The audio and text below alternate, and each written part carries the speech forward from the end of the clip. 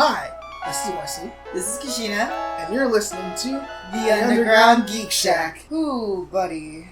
Today is it's an interesting one, I gotta say the least. It's about to rain. I mean, honestly, the rain is probably the perfect setting for this for the anime we're talking about today. I think you're right. Hey, do you want to know something? You had to prepare for that one? Yes, I did. It's about to choke you up? I feel you too, but what, Wesley? What do I want to know? I hope one day you can be reunited with the one you cherish.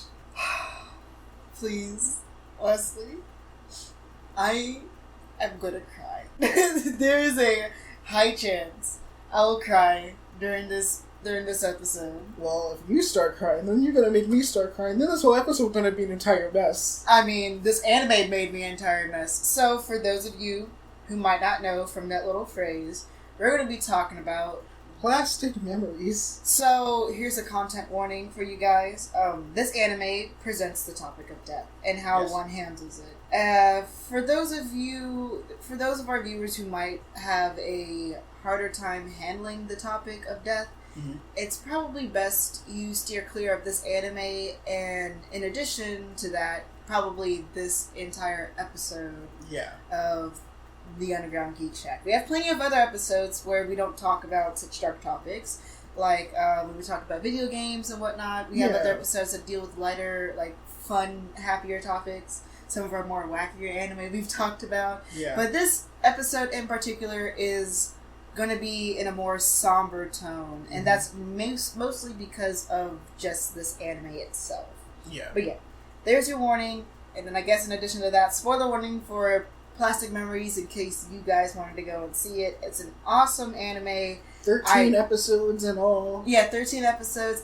We both highly recommend it. Wesley recommended it to me. Yep, did. And I was hesitant to watch it. Very hesitant on watching it. Because I already knew that it was sad. And now that I've seen it, I like the fact that I've seen it. But oh my god, I am in Sadville now. Yeah. This is my third time watching this. Because this show aired back in 2015 when we were still in high school. And it made me think about life choices. Oh my god. You're like, as a teenager, you watch this and you just go through a midlife crisis of like, oh my god. I haven't even got my high school diploma yet. At that moment in time, you didn't. Yep. Alrighty then. So, we're going to, basic premise of Plastic Memories. In this futuristic society, there are androids called Giftias. Yeah. They're humanoid androids that have a lifespan of about 8,240 hours, which roughly translates to 9 years and 4 months. Yeah, I was about to say, my math isn't that good. And it's like, that's a very particular lifespan.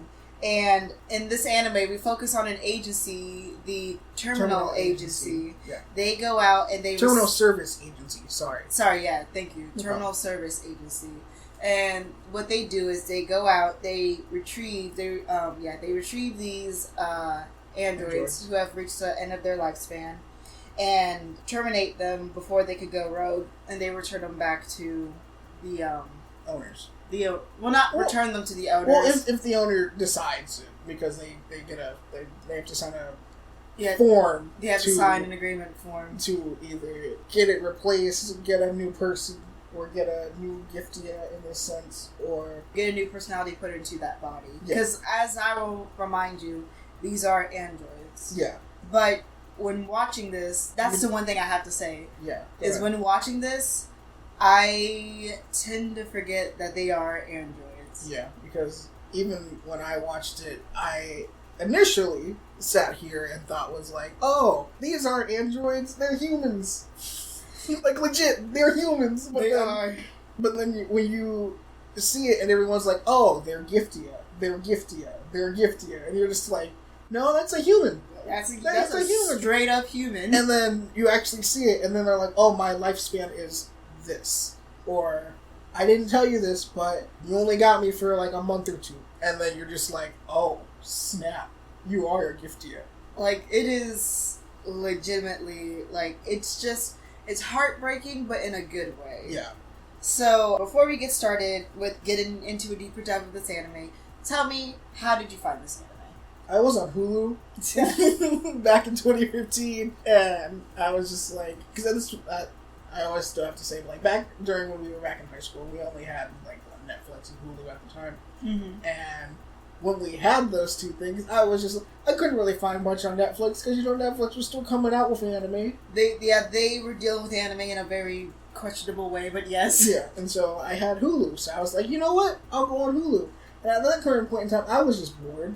Because, like, I had seen majority of the action anime and everything like that. So, I came across Plastic Memories, and I was like, what the heck is Plastic Memories? So, unbeknownst to me, I clicked the play button. There's only one season of this, by the way. There's no dub for it, sadly. Yeah, it's just in Japanese, but it's perfectly fine. Oh, yeah. Well, like, I sat there and I clicked episode 1, and back in 2015, I could probably get through 13 episodes within a single day. This took me 2 days to actually get through. Oh, I binged this an entire day. Well, now it took me 2 days to actually get through because of we actually have a job now. Yeah, when you become an adult, you can't just binge watch anime all day. Yeah, and so at that current point in time, it took me only a single day to actually get through it. And then I remember going back to band camp or going back to band at the current point in time and being like, yo, I just watched the anime called Plastic Memories, and you being like, plastic what? You said I had an experience. I left you, a happy-go-lucky Wesley. You come back, like, war-stricken. You had that veteran look on your face. I was like, buddy, what happened? You said, I experienced something. And I'm just, like, over here contemplating life choices, and you're just like, buddy, you good? You're still a high schooler. I'm just like, what is life? Who are you people? So, you know what? It's interesting. We might have to do like a talk between friends episode about this, about how we go about choosing anime. Mm-hmm. I mean, now it's kind of like forced upon us, but back then, how we chose anime is quite interesting. So, as you know, you decided to watch this due to moi. I'm about to say, yeah, I watched it because of you, and I was hesitant to watch it because I've heard of reviews about it. They didn't get into spoiler territory, but most of the reviews that I had seen, like, going into, like, before, back in 2015, when I watched it, didn't even know there was such thing as a review for anime at the time. Yeah. And then, now watching this as an adult, I was like, you know what, let me see if I can find some reviews on it. Most of the reviews, like, kind of tanked, and they were just like, it's not good, it's alright, but it doesn't live up to what it's supposed to be. And I'm like, what? I watched Glass Reflections' recommendation on this, and he was saying, like, it's beautiful, it's great, it's awesome. Like, he gave it such praise. He was just be careful, it's sad. Yeah. And that was the thing that always got me was, be careful, it's sad. And I was like, ooh, because, I mean, I probably mentioned this multiple times during this series, but I cry very easily. Yeah, I did mention this. I mentioned it last episode during the Code Black. Oh, yeah. Yeah, you did. But I cry very, very easily. I tend to become emotionally attached to characters, and what I do while I'm watching something is to feel what they feel. I put myself in their shoes, and putting myself in Tsukasa's shoes, I felt pain. Oh, yeah. Because, like, it's funny because, like, even that, like, oh, Wesley does the manly cry, where it's only a couple tears. No. This one actually opened up old wounds, and I legit cried, and I'm like... I cried like a baby, and, like, I already knew this anime was, one, going to be good, but two, it was going to destroy me, because in the first episode alone, I cried... Oh, yeah. Yeah. 3 times. Because, like, within the first episode, I was like, I had totally... Mind you, I hadn't picked up Plastic Memories since 2015. And so, me going back to watch this again...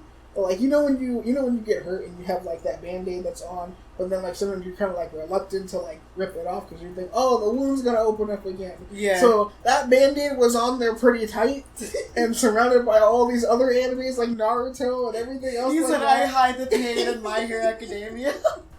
I use Deku to mask it. Wrong, I use Edward. Edward, why does it hurt? I'm sorry. Or I use Persona.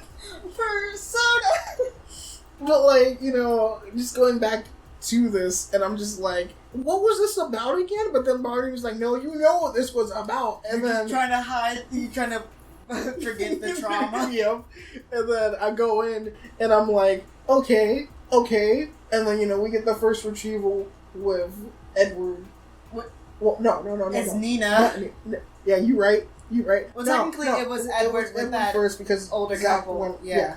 And then it really hit me when it was Nina. Yeah. And I was just like, we can't get in to see Nina do the Miss Chizu.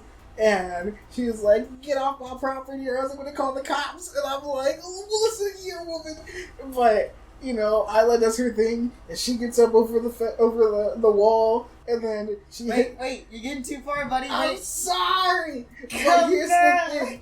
When it got to the whole thing with Nina, and then that point, when Nina started bawling her eyes, I was bawling my eyes, and I'm like, what is this show? Why am I bawling my eyes out? What is wrong with me? And then me sitting on my bed, and I'm just like, I need tissues. I need tissues. And so I pause the TV, go and grab a box of tissues, come back, and then the box of tissues are just gone within the next episode, and I'm like, I don't think I'm gonna make it. I cried, because I watched this within the span of 5 hours. Mm-hmm. I did it all in one sitting, basically. I only got up twice to walk around, and that was after the heavier hitting parts of the anime where I just had to walk it off. I was like, whew, okay, time to get back into it. Because there are times when now back in 2021. Now in 2021. But now in 2021 when I went and had to watch it, it took me actually 2 days to actually get through it. So first I got to episode 5 and then proceeded onward the next day from episode 5. Well, episode 6 and then on to episode 13.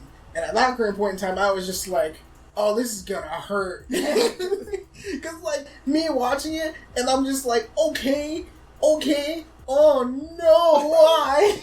Oh no.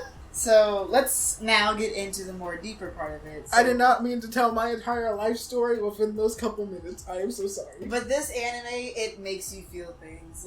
It's just one of those very emotional anime. So let's start off with talking about the characters. First off, the main character, Tsukasa.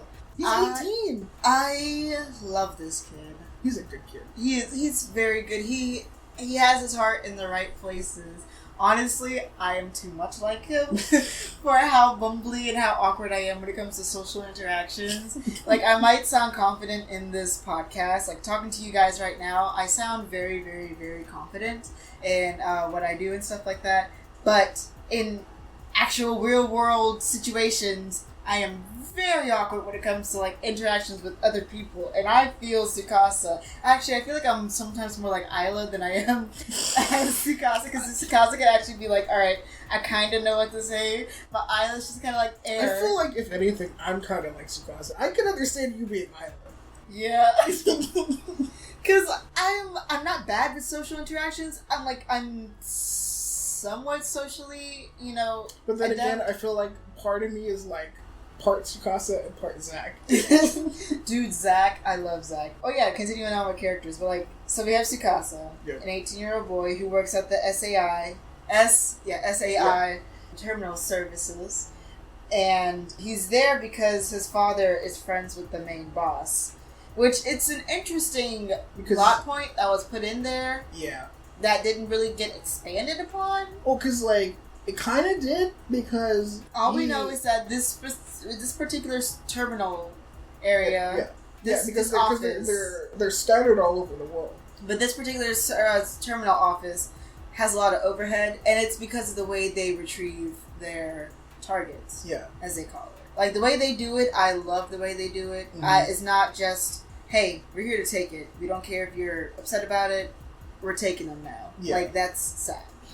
Yeah, but because they kind of explained it a little bit as to why Tsukasa is the way he is, and that's only because he went to take his college entrance exam and failed because he had appendicitis. Was that what it was? Yeah, he's explained it. He said the reason why he failed the test was because he was out because he had appendicitis. Oh, I mean, I thought he was saying because he just passed out and just didn't take the exam. I mean, he jokingly said after his like first date with Isla that he says he always seems to pass out at the most important moments. Because he overworked the night before and he passed out on the Ferris wheel because he worked so hard. Yeah, that was kind of... That was intense. I will say that. But yeah, going back to Tsukasa. But yeah, like since... Because when he had stated that, and I was like, okay, maybe it's because, you know, he tends to like overthink things a little bit. And maybe that's why he didn't, you know, do so well on the exam. But then I was like, but it's also kind of a good luck kind of thing, because if he did do well on his exam, he would have gotten into a good college to do something better.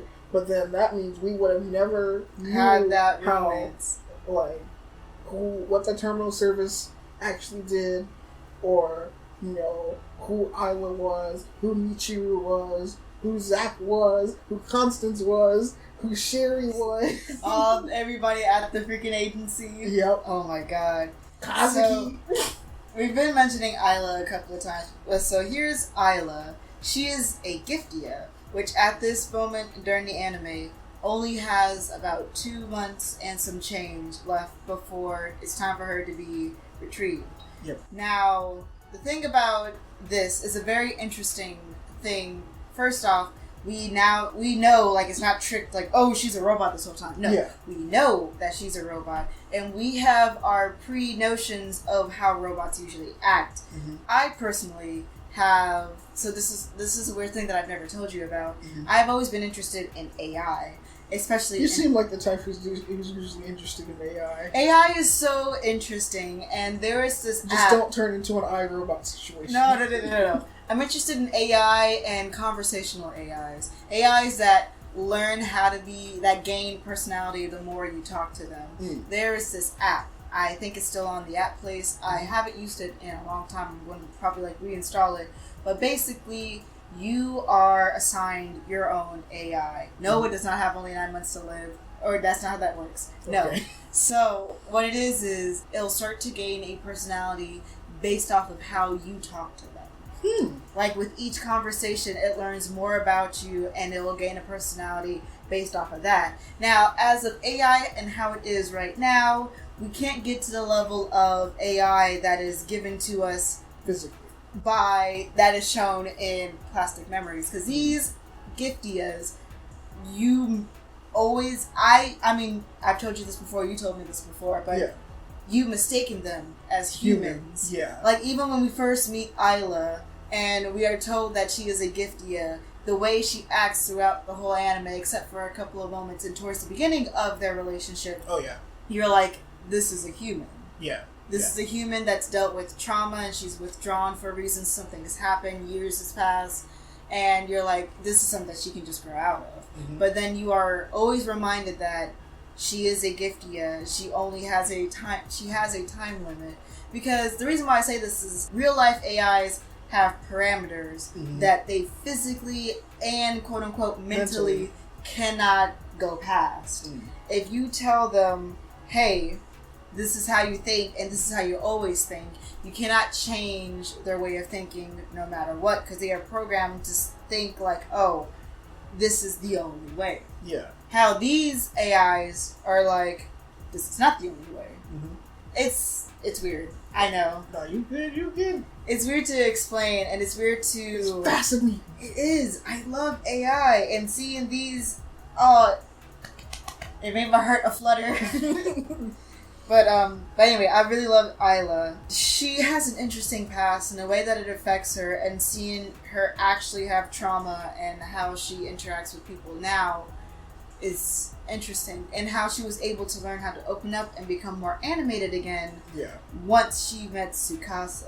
And the reason why Tsukasa fell in love with her, literally, it's one of those magical moments that they don't really pound down deep into your brain, how it's a love at first sight. Because like when they first met, it was on an elevator, but it was weird because when they meet on the elevator, he starts talking about like how life is, so your lifespan is predetermined. Like, humans' lifespan is predetermined. If your lifespan is predetermined, how would you live it? Yeah. And, that kind of makes you think. You're just like, if your life was like, hey, I only have, I don't know, let's say, like, 20 years. I guess that's the best point. You have 20 years to live. How are you going to live in 20 years? Yeah. You know, whereas, like, because if you know, hey, that's the end point, what are you going to do at your end point? Yeah. Like, how do you want people to see you? How do you want people to remember you? Yeah. And, you know, because and the one thing that, I know I'm skipping ahead a bit, but, like, the one thing that kind of, like, struck a chord with me, I guess, is when, what was it? It was when Isla was talking to Tsukasa, and she was like, you know, memories, you can either have good memories or you can have bad memories, but they're still memories nonetheless. Yeah. And, you know, that's the thing is that, like, you know, memories can't be your salvation. Like, it can't be your salvation to anything. Yeah. Like, you're gonna have the good, the bad, the ugly, but, like, all in all, it's up to you to make the choice. Like, do you want to just live in the past with those old memories, or do you want to sit here and just continue to make new memories and just, like, live your life to that point, pretty much? I got you. And I feel like this is a great segue into the next thing, because we did go on about some of the characters before. Edu. Oh man, Edu, man. For the longest time, I almost mistaken her for a Giftia, but I looked it up. She's a human. Yeah. Yeah, I've learned that. I'm like, oh, okay. But no, so things that this anime makes you think about. As you've already mentioned, if you were told that you have this much life, you have this much time left on this earth, how would you live? Mm-hmm. For a Giftia, they are programmed to know that they only have 9 years and 4 months to live before they have to be retrieved. And some of them are accepting of it. The only way they would not become accepting of it is if their owners were like, let's run away, let's go. Because you could tell multiple times that it's not the Giftia who's against going, because they know that their time is up. Mm-hmm. It's always their owner that has the issue of them being taken away. As we saw with Chizu, we saw with the lady with Derek who was running away. Yep. And then, well, not only that, but we also saw the couple in the first episode. Yep. When the pink-haired chick jumped, and then the funniest moment, Isla decides, I'm gonna chase after them, jumps on the rail, and then just slips.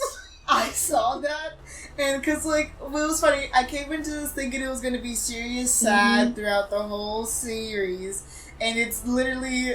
Yeah, it's sad, but there's so much funny in it as well. Because when I first saw that, that's when I had one of my first belly laughs of, like, the series. I was like, oh my god.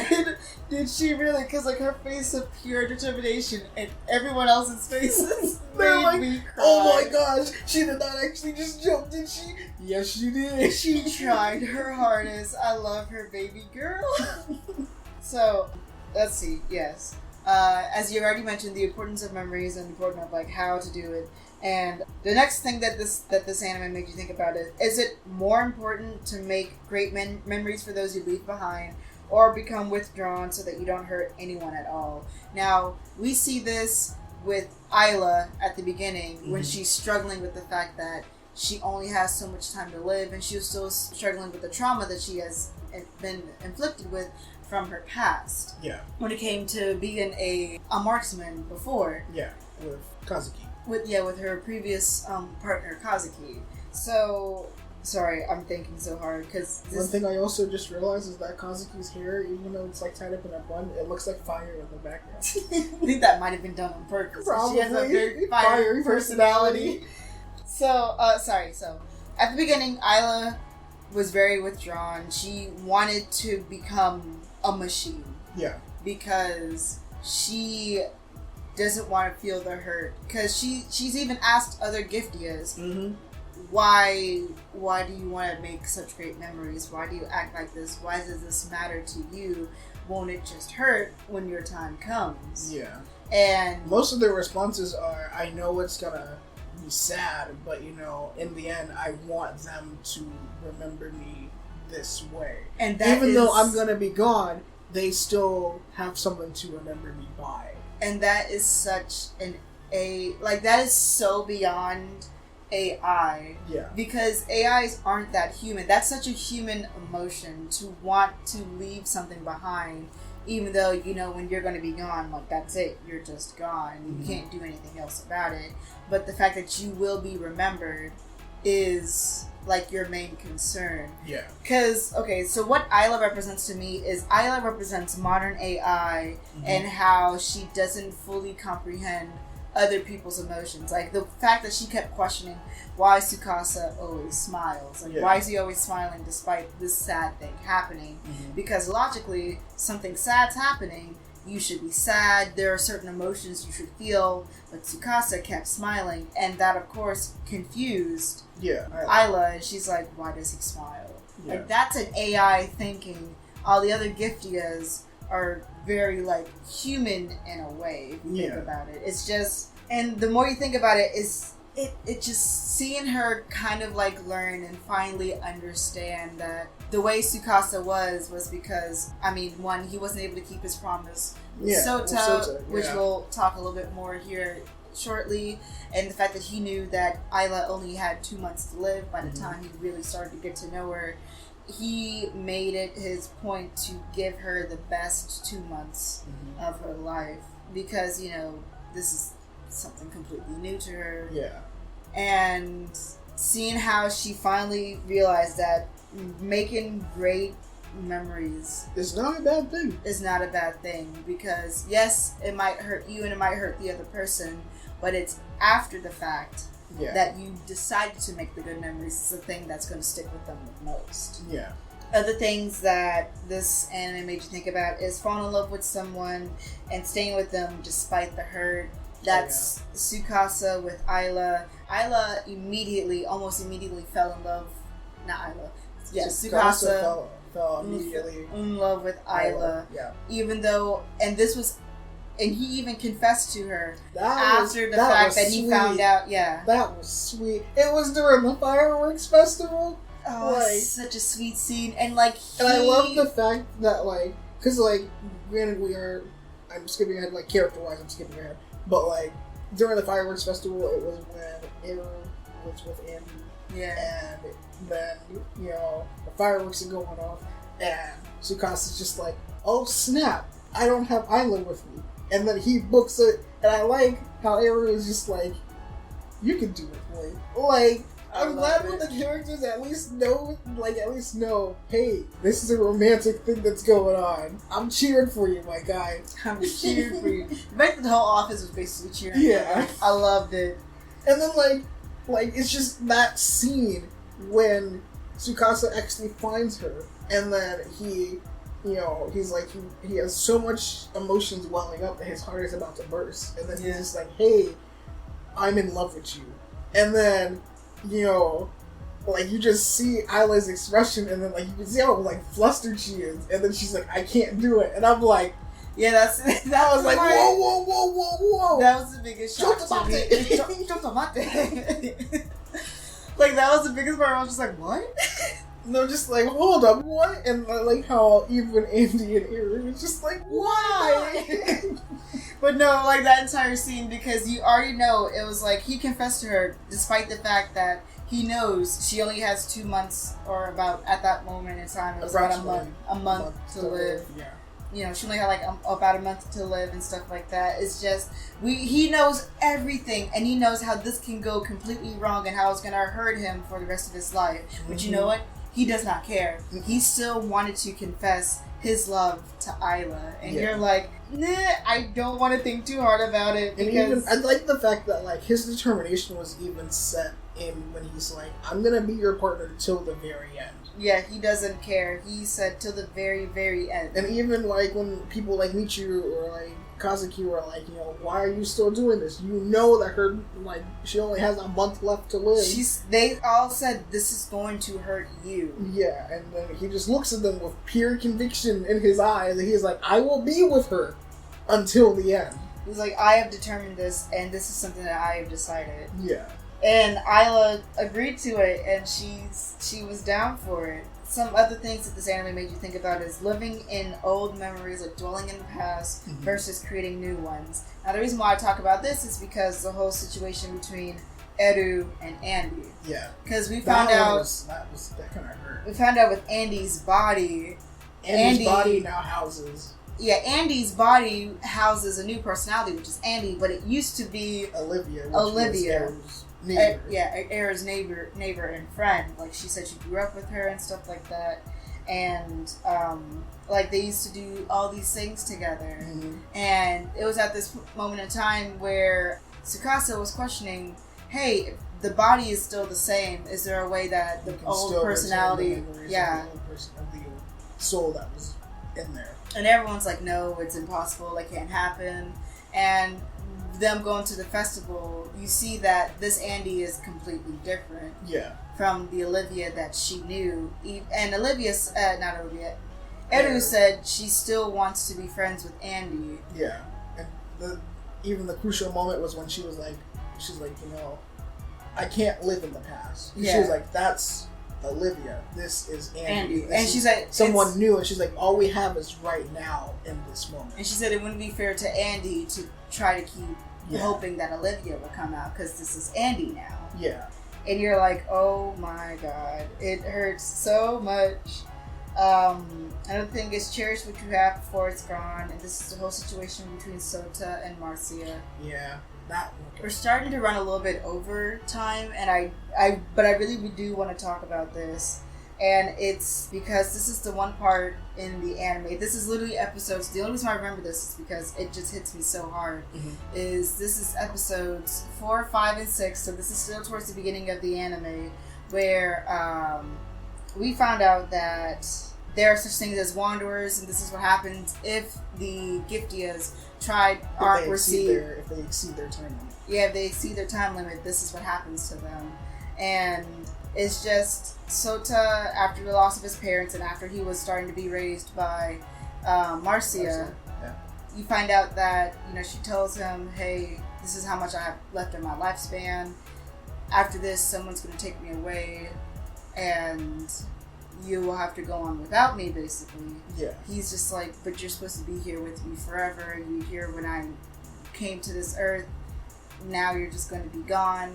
Like, it hurts. Yeah. It hurts a lot. And how some people deal with that is they just reject it. They're like, well, then they tell themselves, they're in the down, they're like, well, then I don't like you anymore. I just want you to be gone. Because they want to get rid of it faster because they don't want to feel the hurt. But then afterwards they realize that, the past still happened. They actually still feel for that person. And you feel the regret of not being able to say goodbye. Yeah. And that is touching too close to home, because I have dealt with a very similar situation with my grandfather. Mm-hmm.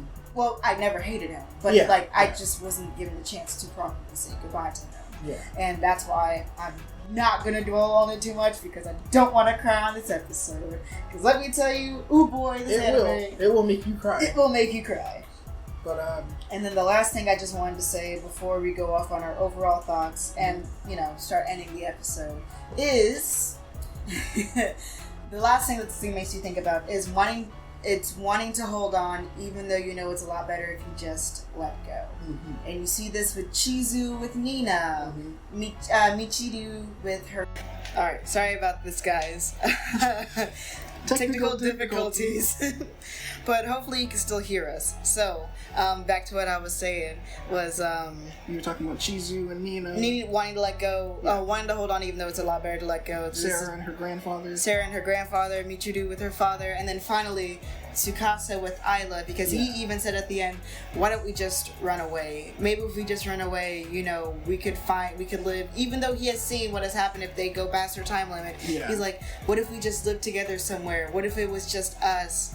And he knows the bad about keeping her around, but it's the fact that, no, I don't want to cry, but I'm starting to think about it, is because this is the only part in the anime. It's literally episode 13, the very last episode, where, it starts to set in the sadness. You see that he is suddenly reminded that this is the last day. It's just so freaking sad. Yeah, not to mention the fact that, he has to be the one to retrieve her. Yeah, and he is the one who has to sign off on her agreement paper saying, I agree to her being received. It's just so it hits so hard. Yeah. Especially in the final merry-go-round thing. Not merry-go-round, Ferris wheel. Yeah. I'm sorry, guys. I'm trying to keep my composure. It's just this anime is just so sweet. I love it. It's just that hits me so hard. So one thing I'm gonna ask before we actually end off is, does this remind you of anything else? Yes. For those of you, I don't know if any of you guys have read this, but this was going around on the internet when it first came out. There's a manga called Tokidoki, and it's about two people who have a very similar disease where you are born and your heart only can beat it has a finite amount of heartbeats before it can no longer work anymore and the person dies. Mm-hmm. And it shows two completely different people. A girl who makes it very well known that she has it, that she tries her best not to use up too much heartbeats. Yeah. But you have a guy who we don't know who has it till the very end, mm-hmm. when it found out that he only has 15 minutes left to live. Yeah. Even that was sad, because when you don't really know the fact of, oh snap, he only has 15 minutes to live, but you kind of realize it when his friend in the music club says, hey, he won't be going on stage. He's not going to make it on stage. Yeah, and then you kind of get that sense of, oh snap, he has, or this person at least knows that his friend has the disease. Yeah, now we know, and she runs up there and she's like, why didn't you tell me? And he said, I made it a goal. She was like, why didn't you get the app and stuff like that? And he said, because I want to live my life without knowing when I will die. Yeah. Even though I know that I only have this amount of time left now, I want to be able to live it and not care. Yeah. That's the thing that I'm just kind of like, oh my god.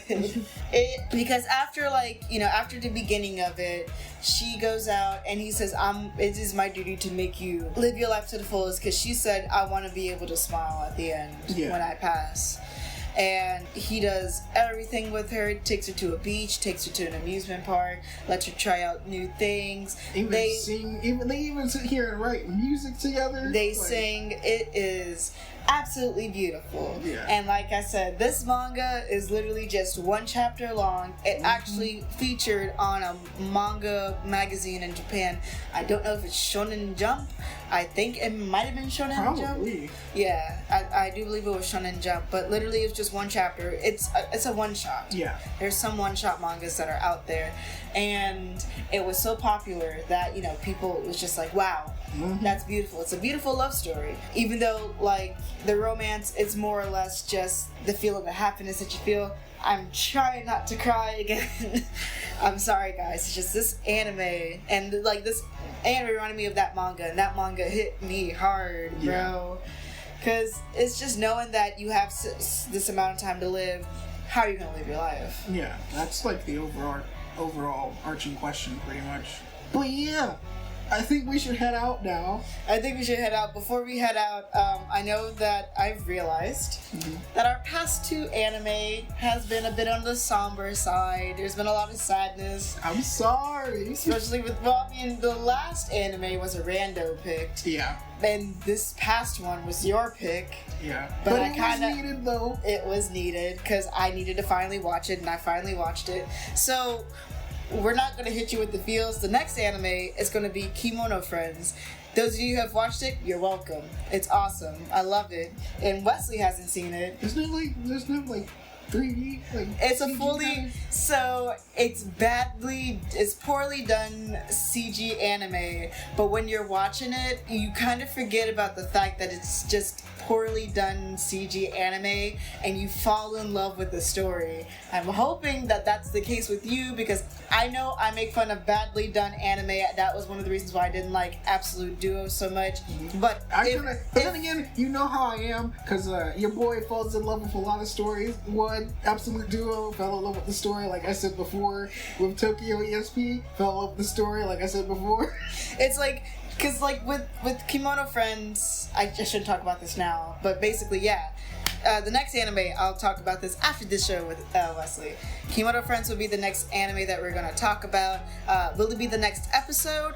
Maybe, maybe not. We might have an episode in between, depending on what our work schedule is like. Yeah. But The next anime we will talk about is definitely going to be Kimono Friends, so I hope you guys are excited for that one as much as I am, because this is my pick, and I finally get to win a pick for once. But yeah, guys, thank you all for tuning in. And you know what? Leave us a like, leave us a comment. Let us know how you think we're doing. Please. Let us know if you have seen Plastic Memories. Or, what anime you suggest we should watch next time. Yeah. But until then, we hope that you enjoyed your visit to the Underground Geek Shack. Bye, guys. See ya.